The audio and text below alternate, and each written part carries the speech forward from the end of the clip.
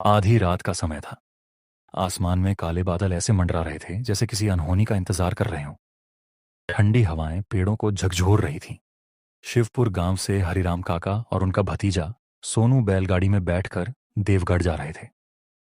वजह खास थी, सोनू की बड़ी बहन की शादी। पूरे गांव में खुशी का माहौल था और सोनू बस शादी की बातें किए जा रहा था। काका सोचिए ना। जैसे ही देवगढ़ पहुंचेंगे ढोल बजेगा, आतिशबाजी होगी और मैं सबसे पहले नाचूंगा। हरिराम काका हल्की मुस्कान के साथ बोले। अरे बेटा, शादी का मजा तो ठीक है, मगर यह जंगल का रास्ता मुझे अच्छा नहीं लग रहा। रात और ऊपर से ये मौसम। काका आप भी ना, हर चीज में डर ढूंढ लेते हो। तभी अचानक आसमान में तेज बिजली चमकी। बैल डर कर रुक गए। बारिश मूसलाधार शुरू हो गई। कुछ दूर उन्हें एक टूटी फूटी हवेली दिखाई दी। हवेली के बाहर जंग लगा बोर्ड टेढ़ा लटक रहा था। चंद्रमहल। काका उधर चलिए, वरना बारिश में फंस जाएंगे। हरिराम काका की आंखों में डर उतर आया। इस वीराने में हवेली, कुछ ठीक नहीं लग रहा। लेकिन बारिश इतनी तेज थी कि दोनों को मजबूरी में अंदर जाना पड़ा। हवेली का दरवाजा अपने आप चरमराता हुआ खुल गया। अंदर घुप अंधेरा था। दीवारों पर जाले, टूटी तस्वीरें और सीलन की बदबू फैली हुई थी। तभी दूर एक कमरे में पीली रोशनी जलती दिखाई दी। दोनों धीरे धीरे उधर बढ़े। कमरे में एक बूढ़ा आदमी बैठा था। सफेद कपड़े, लंबी दाढ़ी और अजीब सी मुस्कान। आओ उसके मेहमानों, आस बारिश में भीग गए हो, बैठो। सोनू खुश होकर बच्चों के बीच बैठ गया।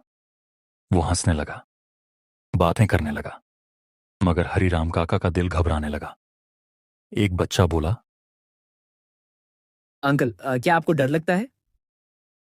सोनू सीना चौड़ा करके बोला। डर और मुझसे, भूत भी सामने आ जाए तो दोस्ती कर लूं।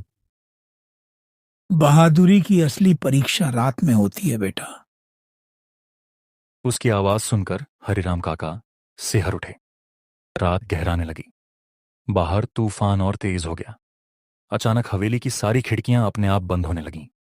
कमरे में बैठा एक बच्चा धीरे धीरे गाना गाने लगा। उसकी आवाज बेहद डरावनी थी। हरिराम काका ने देखा, बच्चों के पैर जमीन को छू ही नहीं रहे थे। उनकी सांस अटक गई। सो सोनू, चल यहां से। लेकिन तभी बूढ़ा आदमी बोला। इतनी जल्दी क्या है, रात अभी बाकी है।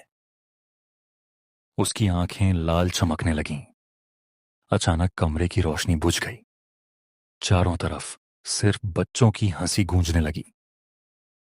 अंकल, आपने कहा था ना दोस्ती करोगे। सोनू कांपने लगा। किसी तरह दोनों हवेली से भागे और बैलगाड़ी लेकर जंगल से बाहर निकल गए।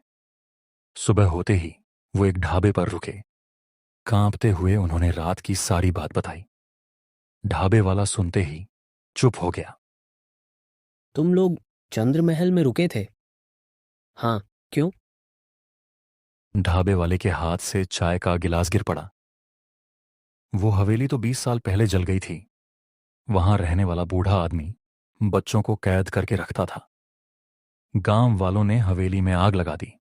तब से वहां किसी इंसान ने कदम नहीं रखा। सोनू और हरिराम काका के चेहरे सफेद पड़ गए।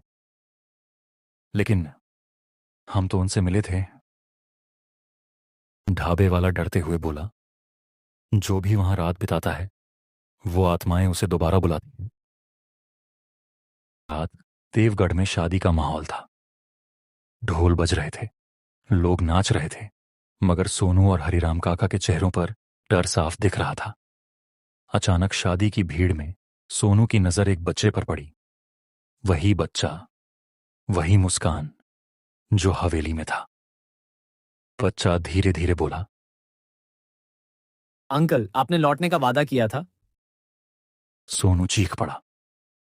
तभी पूरे मंडप की लाइट चली गई। अंधेरे में बच्चों की हंसी गूंजने लगी और फिर सोनू अचानक गायब हो गया। आज भी लोग कहते हैं देवगढ़ के जंगल में आधी रात को अगर किसी को बच्चों की हंसी सुनाई दे तो समझ जाओ चंद्रमहल अपने अगले मेहमान का इंतजार कर रहा है। लाइक, कमेंट, शेयर और सब्सक्राइब करना मत भूलना।